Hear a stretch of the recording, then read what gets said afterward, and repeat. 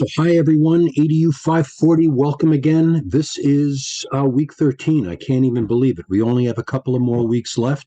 And what I'd like to do today is start setting us up a little bit more concretely for the writers' portfolios that we'll be looking at in conferences in week 15.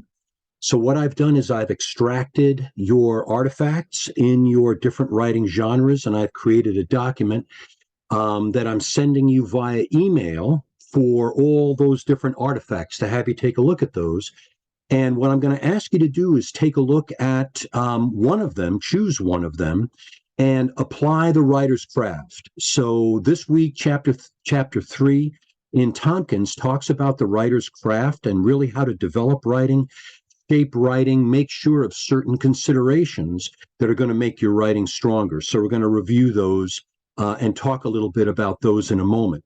So what I'm going to ask you to do is take a look at those artifacts, choose one, and then apply that writer's craft, all those different traits, those characteristics, 6+1 traits, to your writing and shape it, work it, provide it in your workshop group, see what your colleagues say, and then when it's ready to go, I want you to please upload it to to submit it as an artifact, and I'll go through it and we'll continue our conversations about your writing and what works. And when we get together in our conferences, we'll be able to talk more concretely about some of the ways that you've been able to develop these artifacts using the writer's craft, which we're talking about for this week. So what I'm going to do is just share a quick PowerPoint that I've put together to help us better understand the writer's craft and what that should be like.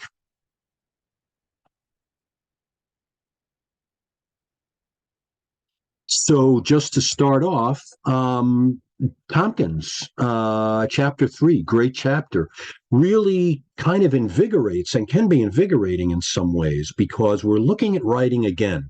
And as much as we want to write something and then just leave it aside and be done with it, as writers, as teachers of writing, we need to make sure that that we and our students sort of cultivate these 6 traits and look more deeply into our writing, shape it, think about it in different ways, and develop it so that it really has the greatest impact on an audience, so that the purpose is clear and that we can really stand it up and be proud of it. So chapter 3 goes through these different ideas that we need to look at and should look at as writers when we're writing in the process, but also when we're revising and editing.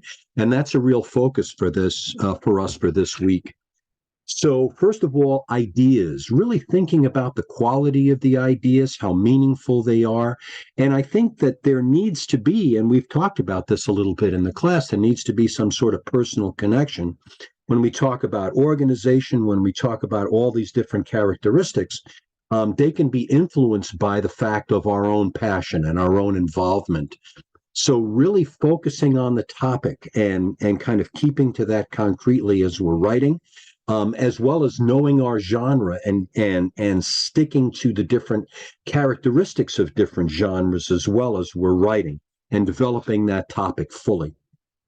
This organization piece seems to really pertain more to essays, but really, in fact, that organization can be applied to any kind of writing. How are you grabbing and holding the reader's attention in a poem, in a description, in a narration? How are you structuring that composition based on what you know about those different genres, providing transitions between different ideas? So even in a description, going from left to right, or going from up to down, or in a narration, before, now, later, so that we know exactly when these things are taking place, and providing some sort of conclusion that is going to satisfy the reader and really drive home the point that you want to make. Cultivating voice. So really kind of choosing topics, thinking about topics, and writing with knowledge. You know, Hemingway tells us, write about something you know. So a lot of you have done that in your personal writing and in some of the narrations and descriptions that you've developed, which is great. Bring some more of that knowledge to bear. Adopt a tone. Make sure that there's a feeling behind your writing that then can be conveyed to the reader. Looking at word choice. So here we're getting into that revising piece a little bit more deeply. Recognize that you're painting pictures with words.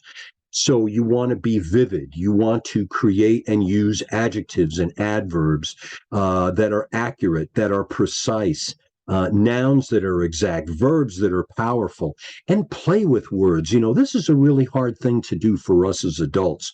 As children, we played with words all the time, and it was much easier. As adults, we're very self conscious. If we can just sort of break away from some of that self consciousness and really play around with what the meaning is like, particularly in our poems.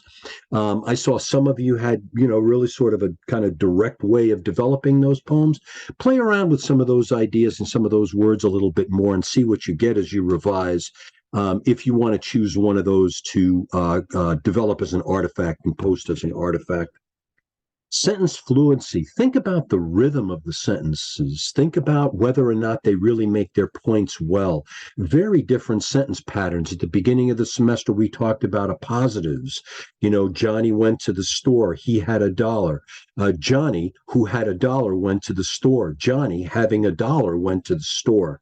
So looking at trying to combine sentences in different ways and create a flow. And in some cases break the rules. So as we know from what Tompkins tells us, sometimes a fragment is appropriate. So drop one in if it seems like a good place in your narrative or your description as you're shaping those different kinds of writings. You can apply different conventions by all means and applying standard usage. So we want to go through these. One note, paragraph your narratives, paragraph your descriptions. Everybody has a tendency just to write one long paragraph, but think about the different ideas. Think about where different transitions could take place. Break those up.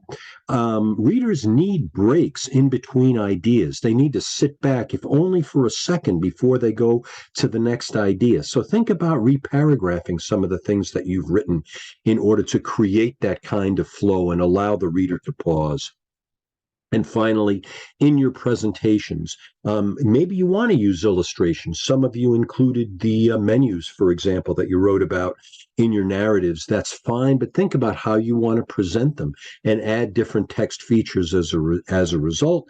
And use the full scope of the writing process, the writing processor, the word processor that you have, in order to develop the fullest presentation possible.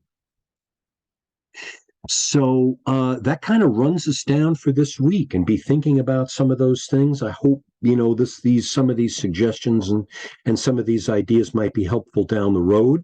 We're going to post a schedule for our conferences that are going to take place in week 15. Remember to be selecting 7 artifacts.